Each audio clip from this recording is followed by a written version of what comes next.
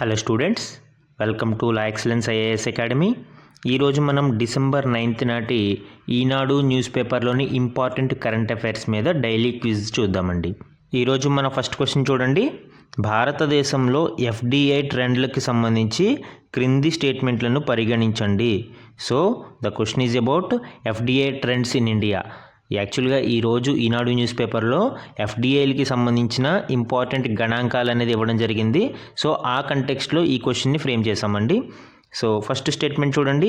April 2000 నుంచి September 2024 కాలంలో భారతదేశంలో విదేశీ ప్రత్యక్ష పెట్టుబడుల ప్రవాహం $1 ట్రిలియన్ మార్కును అధిగమించింది.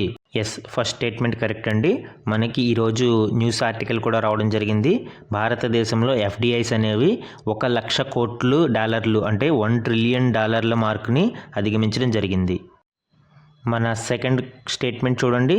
భారతదేశంలో గత దశాబ్దంలో అంటే 2004 నుంచి 2014తో పోల్చినప్పుడు ఈ దశాబ్దంలో అంటే 2014 నుంచి 2024 మధ్య ఎఫ్డిఐల ప్రవాహాలు కొద్దిగా తగ్గాయి. సో యాక్చువల్గా ఈ స్టేట్మెంట్ రాంగ్ అండి. As per the latest statistics గణాంకాల ప్రకారం మనకి గత దశాబ్దంతో పోలిస్తే ఈ దశాబ్దంలో 119% అంటే 119% మనకి ఎఫ్డిఐల ప్రవాహం పెరిగింది. సో మనకి సెకండ్ స్టేట్మెంట్ రాంగ్. సో ఇక్కడ కరెక్ట్ స్టేట్మెంట్స్ గురించి అడిగాడు కాబట్టి మనము సెకండ్ని ఎలిమినేట్ చేస్తే ఆన్సర్ సి అవుతుంది. సో ఎలిమినేషన్ టెక్నిక్ ఇక్కడ యూజ్ అయింది మనకి. Okay, fine. థర్డ్ స్టేట్మెంట్ చూడండి.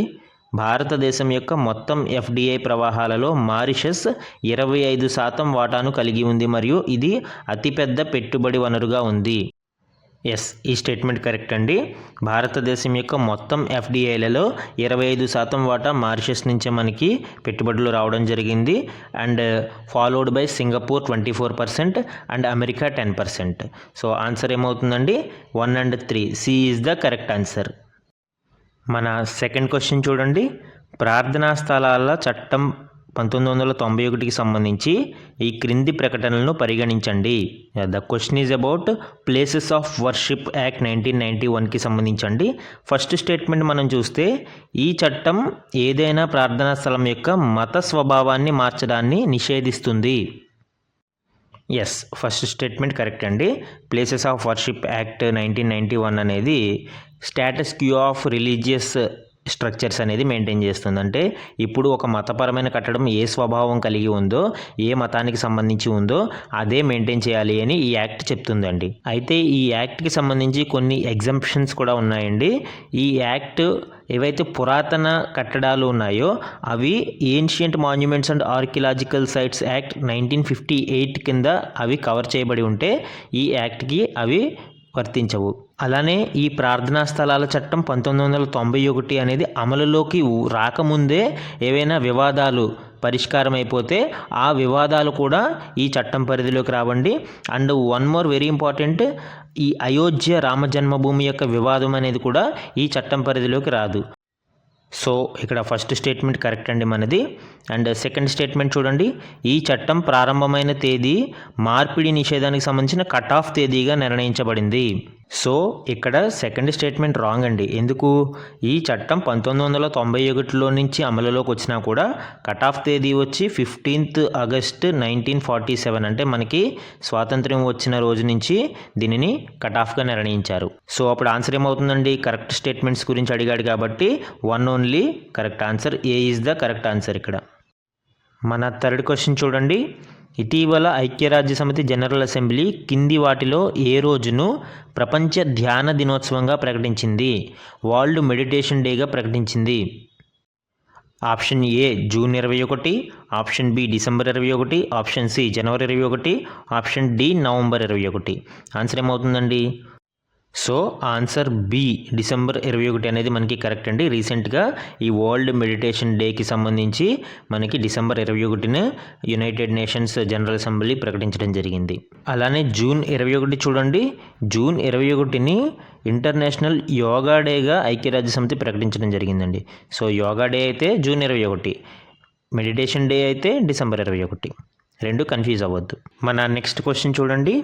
బొగ్గు ఆధారిత పవర్ ప్లాంట్లు ఉత్పత్తి చేసే ఫ్లై యాష్ గురించి ప్రస్తావనతో క్రింది వాటిలో సరైనది ఏది? సో యాక్చువల్గా ఈరోజు ఢిల్లీ ఎయిర్ పొల్యూషన్కి అండ్ థర్మల్ పవర్ ప్లాంట్స్కి సంబంధించిన ఇంపార్టెంట్ లింక్ అనేది మనకి ఈరోజు ఈనాడు లీడ్ ఆర్టికల్ ఇవ్వడం జరిగిందండి. సో ఆ కంటెక్స్ట్లో ఈ క్వశ్చన్ని పిక్ చేసుకోవడం జరిగింది. ఇది యూపీఎస్సీ ప్రీవియస్ ఇయర్ క్వశ్చన్ అండి. సో ఇక్కడ ఫస్ట్ స్టేట్మెంట్ అబ్జర్వ్ చేస్తే భవన నిర్మాణానికి ఇటుకల ఉత్పత్తిలో ఫ్లై యాష్ని ఉపయోగించవచ్చు.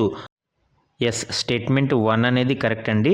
మనము ఏదైతే ఫ్లై యాష్ రెసిడ్యూ అనేది ఉంటుందో ఈ బొగ్గుని మండించిన తర్వాత థర్మల్ పవర్ ప్లాంట్స్లో దానిని మనము బ్రిక్స్కి ఉపయోగిస్తాము. దానినే ఫ్లై యాష్ బ్రిక్స్ అంటారండి. సో ఇవి ఎక్కువ డ్యూరబిలిటీని మన్నికని కలిగి ఉంటాయి, తక్కువ వెయిట్ కలిగి ఉంటాయి, లైట్ వెయిట్గా ఉంటాయి. సో ఫస్ట్ స్టేట్మెంట్ కరెక్ట్ ఇక్కడ. అండ్ ఎలిమినేషన్ టెక్నిక్ ఇక్కడ అబ్జర్వ్ చేస్తే మనము 1 కరెక్ట్ కాబట్టి బి అండ్ డిని we can eliminate. Answer A మరియు సి మధ్యలో ఉంటుంది. సెకండ్ స్టేట్మెంట్ చూడండి, కాంక్రీటులోని కొన్ని పోర్ట్లాండ్ సిమెంట్లకు బదులుగా ఫ్లై యాష్ని ఉపయోగించవచ్చు. ఎస్, యాక్చువల్గా కొన్ని రీప్లేస్మెంట్ మనకి సిమెంట్ వాటికి కూడా ఈ ఫ్లై యాష్ని మనం ఉపయోగించడానికి అవకాశం ఉంటుంది. So we can eliminate C also.